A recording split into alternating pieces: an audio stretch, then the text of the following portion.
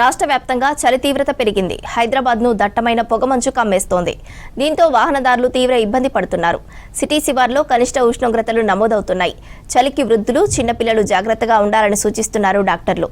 రానున్న రోజుల్లో చలి తీవ్రత మరింతగా పెరిగే అవకాశం ఉంటుందంటున్నారు వెదర్ ఆఫీసర్లు. సిటీలో చలి తీవ్రతపై మరిన్ని వివరాలు అనిల్ అందిస్తారు.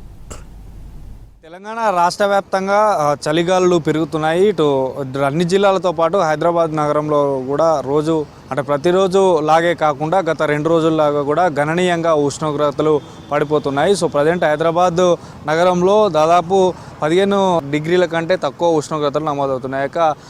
ఉదయం పూట కూడా చూడొచ్చు 8:30-9 గంటల వరకు కూడా పూర్తిగా మంచుతో ఇబ్బంది పడుతున్నారు ఇటు వాహనదారులు కానీ, ఇటు ఉదయం పూట నిత్యావసర సరుకులకు బయటికి వెళ్ళే వారితో పాటు ఇటు వాకింగ్ వచ్చే వారికి కూడా ఈ యొక్క మంచుతో సంబంధించి ఇబ్బందులు తప్పట్లేదు.